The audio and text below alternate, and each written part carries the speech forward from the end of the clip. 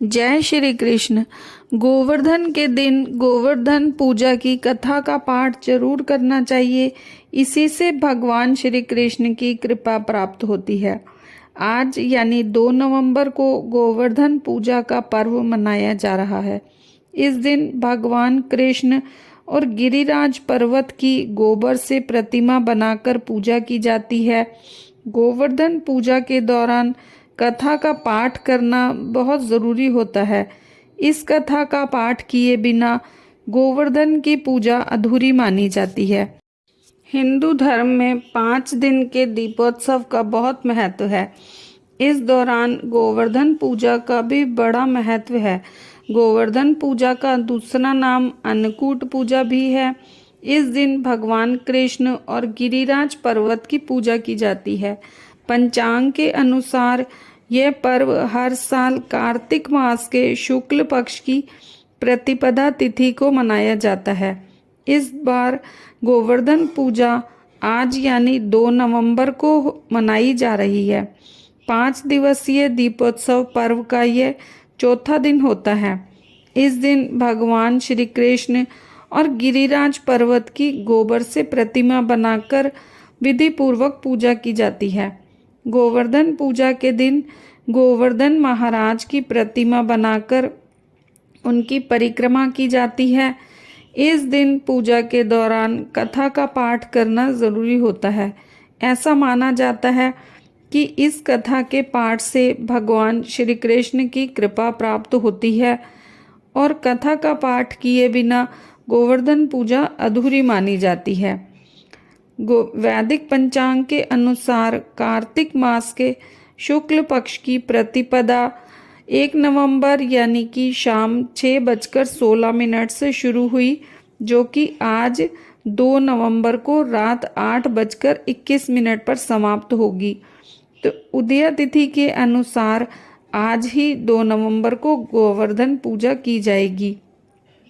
2 नवंबर की सुबह गोवर्धन पूजा का शुभ मुहूर्त 6:34 से लेकर सुबह 6:46 तक रहेगा। इसके अलावा गोवर्धन पूजा का दूसरा शुभ मुहूर्त 2 नवंबर की दोपहर 3:22 से लेकर शाम 5:34 तक रहेगा। गोवर्धन पूजा का पर्व भगवान श्री कृष्ण की अद्भुत लीलाओं का स्मरण कराता है। इस पूजा में विशेष रूप से गोवर्धन पर्वत गाय की कृपा के लिए हमारी कृतज्ञता को प्रकट किया जाता है। तो आइए जानते हैं गोवर्धन की भागवत कथा। शास्त्रों में वर्णित गोवर्धन पूजा कथाओं के अनुसार द्वापर युग की बात है कि एक बार देवराज इंद्र को अपनी पूजा आदि किए जाने का अहंकार हो गया। उस समय द्वापर युग में धरती पर लीला कर रहे भगवान विष्णु के अवतार श्री कृष्ण ने इंद्रदेव का अहंकार तोड़ने की सोची। एक बार सभी ब्रजवासी अन्नकूट के लिए पकवान बना रहे थे और इंद्रदेव की पूजा की तैयारी कर रहे थे। तो कान्हा ने यशोदा माँ से पूछा, मैया आप लोग किसकी पूजा की तैयारी कर रहे हैं? माँ यशोदा ने कहा, लल्ला हम देवराज इंद्र की पूजा करने जा रहे हैं। वे वर्षा करते हैं जिससे हमारी फसलें उग पाती हैं। भगवान कृष्ण ने कहा, मैया हमें तो गोवर्धन पर्वत की पूजा करनी चाहिए, क्योंकि हमारी गाय वहीं चरती हैं और इंद्र का दर्शन भी नहीं होता और वह तो पूजा न करने पर क्रोधित भी हो जाते हैं। भगवान श्री कृष्ण ने ब्रज के वासियों से इंद्रदेव की पूजा करने की बजाय गोवर्धन पर्वत की पूजा करने के लिए कहा। श्री कृष्ण की इस सलाह पर सभी ब्रजवासी इंद्र की पूजा की बजाय गोवर्धन पर्वत की पूजा करने लगे। जब इंद्रदेव को इस बात का पता चला तो उन्होंने इसे अपना अपमान समझा और क्रोधित होकर मूसलाधार बारिश शुरू कर दी। इस बारिश ने सभी ब्रजवासी भयभीत हो गए और उन्होंने भगवान कृष्ण को दोषी ठहराना शुरू कर दिया और बचाने के लिए उन्हें ही कुछ उपाय बताने के लिए कहने लगे।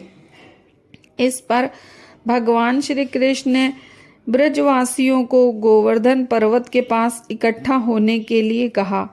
जब सब ब्रजवासी गोवर्धन पर्वत के पास इकट्ठे हो गए तो श्री कृष्ण ने अपनी मुरली को कमर में बांधकर अपनी छोटी उंगली पर गोवर्धन पर्वत को उठा लिया और सभी ब्रजवासियों को अपने गायों और बछड़ों के साथ गोवर्धन पर्वत के नीचे शरण दी। इस पर इंद्र का क्रोध और बढ़ गया। उन्होंने बारिश और तेज कर दी। इस स्थिति को नियंत्रण करने के लिए भगवान कृष्ण ने सुदर्शन चक्र को आदेश दिया कि वे पर्वत के ऊपर रहकर बारिश की गति को नियंत्रित करें। इस प्रकार भगवान कृष्ण ने ब्रजवासियों की रक्षा की। इंद्रदेव को यह सब देखकर महसूस हुआ कि कृष्ण कोई साधारण व्यक्ति नहीं है। फिर इंद्रदेव ब्रह्मा जी के पास पहुँचे और अपनी समस्या बताई।